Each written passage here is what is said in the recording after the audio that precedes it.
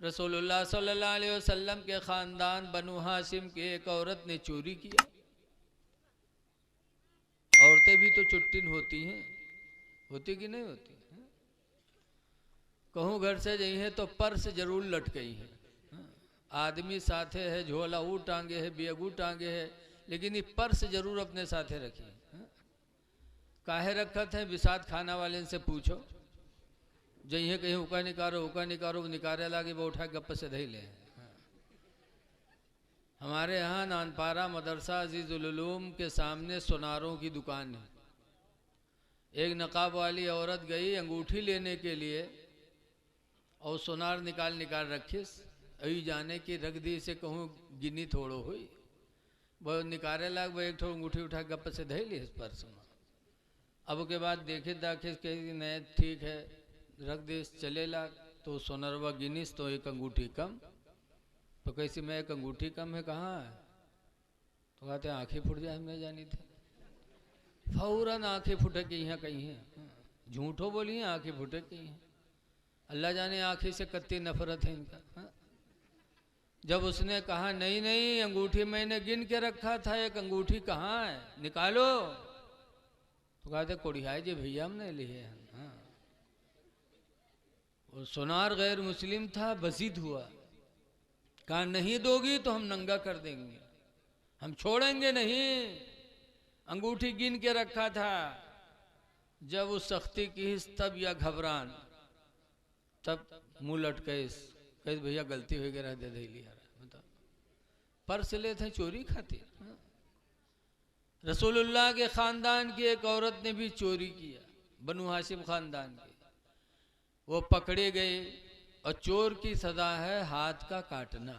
कुरान बहुत हमारे लिए ऐसा उसूल पेश करता है कि उस पर अगर कोई अमल कर ले तो इंशाअल्लाह सारी बुराइयां खत्म हो जाए।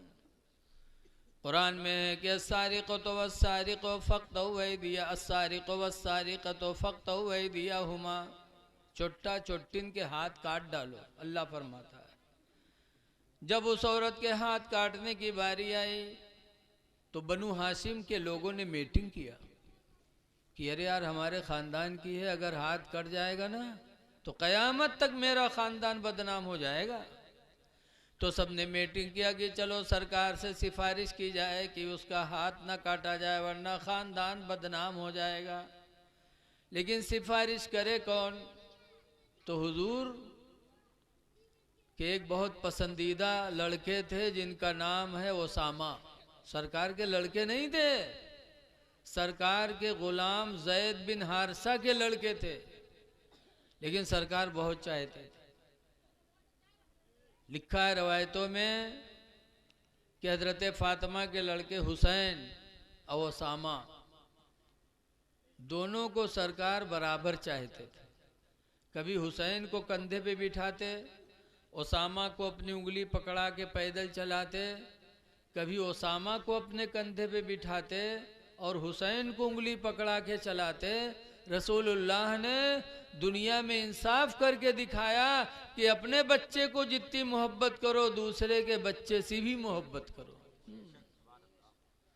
लेकिन आज हम लोग देखते हैं कि हमारा बच्चा तुम्हारा बच्चा खेल रहा है, हम पहुंचे तो 10 रुपया अपने बच्चे को दे दिया, केला पकड़ा दिया, टाफी पकड़ा दिया।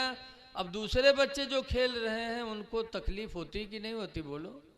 इस्लाम का हुक्म है कि अगर तुम्हारा बच्चा और बच्चों के साथ बैठा हो तो अगर सबको खिला सको तो सबको दो, और न खिला सको तो अपने बच्चे को भी ना दो, अपने घर बुला के लेके जाओ, घर में खिलाओ ताकि तुम्हारे पड़ोस के बच्चों का दिल न दुखे।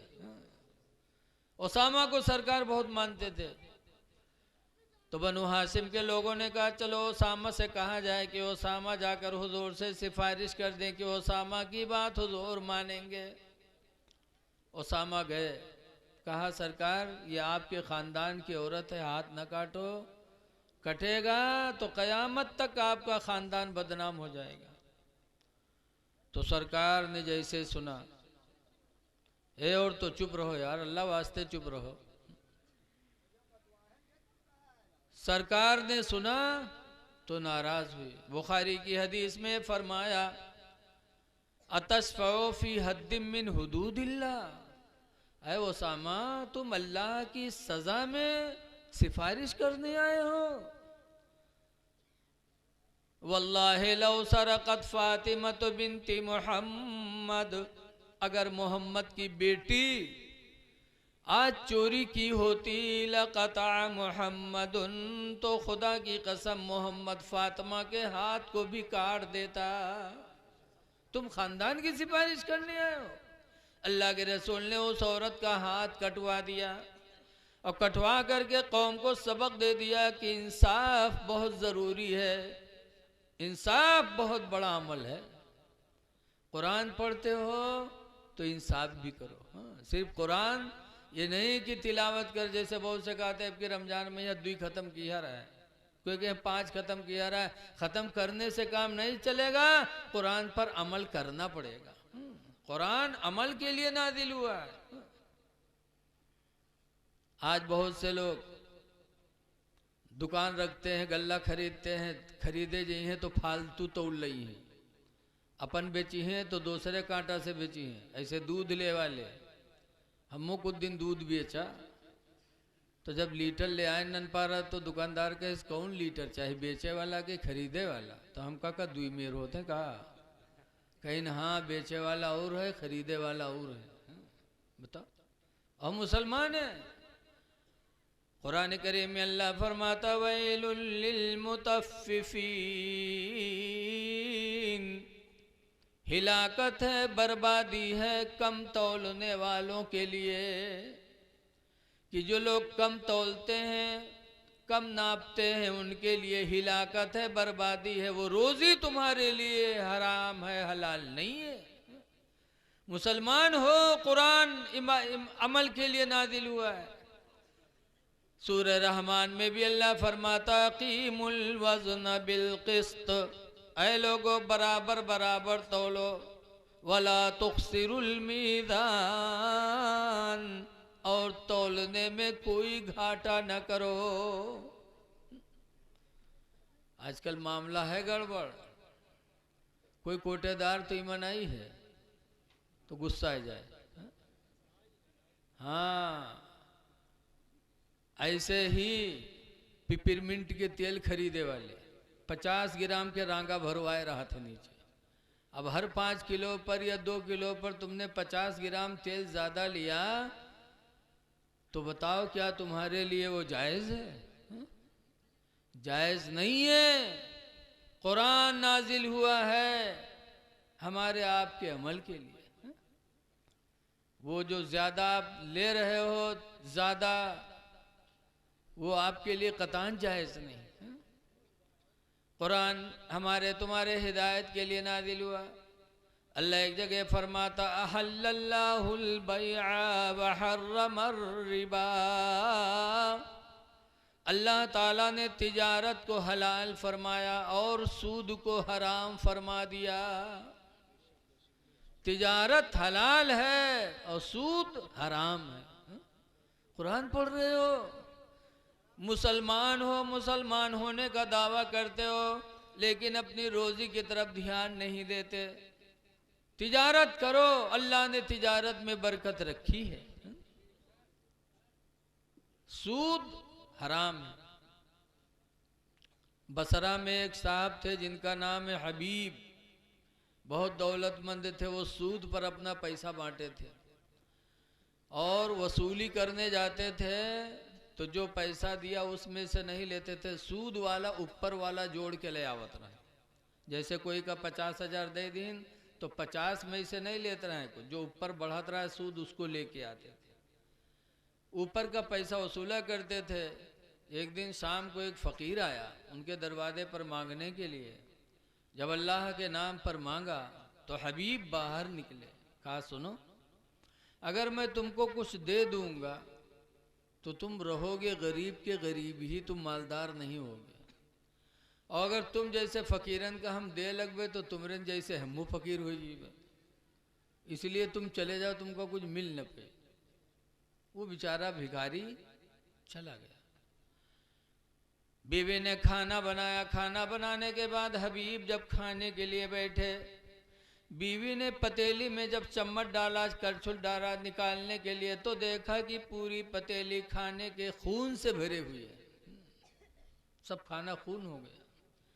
बीवी ने बीवी चिल्लाई, चीख निकली, कहा हाय गजब हो गया, तुमने आने वाले फकीर को धक्का दे दिया तो अल्लाह नाराज हो गया, सारा खाना अल्लाह ताला ने खून से बदल दिया। चले जाओ उस फकीर को मनाओ, वरना रोजी जमीन की हमारे तुम्हारे नसीब से उठ चुकी है, जाओ मनाओ। हबीब गए उसको मनाने के लिए, और जब निकले तो कुछ बच्चे मोहल्ले के खेल रहे थे, वो बच्चे देखें तो भागे, कहीं भागो भागो, देखो हबीब आ रहा है, जहन्नमी है, सूदखोर आ रहा है हबीब, भाग लो कहीं उसका साया हम पर न पड़ जाए कि अल्लाह इसके साथ हमें भी जहन्नम में न भेज दे, भाग लो। जब वो बच्चे भगे तब हबीब को बड़ा धक्का लगा, एक तो उधर खाना खून से बदल गया, इधर मोहल्ले के बच्चों ने नफरत किया। तब हबीब के दिल पे असर पड़ा, या अल्लाह मैं इतना बदनसीब हो गया कि मेरे वतन के बच्चे मुझसे नफरत करते हैं। तो हबीब के दिल की दुनिया बदली, हबीब का दिल बदला उसी जगह से, और दिल में सोचा कि अब मैं किसी अल्लाह वाले के हाथ पे जाके तौबा कर लूं, आज से सूद नहीं खाऊंगा। तो बसरा में एक बुजुर्ग रहते थे, इमाम हसन बसरी, वहाँ गए, कहा जिंदगी गुजर गई सूद खाते खाते, आज मैं तौबा करने आया हूँ, क्या अल्लाह मेरी तौबा कबूल करेगा? तो इमाम हसन बसरी ने सरकार की एक हदीस सुनाई, कहा सुनो, हुजूर का फरमान है, अत्ताइबु मिनज़्ज़म्बी, गुनाह से तौबा करने वाला आदमी, कमल्ला ज़म्बला, उस आदमी की तरह हो जाता जिसने कोई गुनाह ही न किया हो। कर लो तौबा। हबीब ने तौबा किया, और इस तरह तौबा किया कि इमाम हसन बसरी गवाह हो जाओ, अब न मैं सूद लूंगा और न जो पैसा मैंने दिया था वो पैसा ही लूंगा, सब अल्लाह वास्ते मैंने सबको माफ कर दिया, आप गवाह हो जाओ।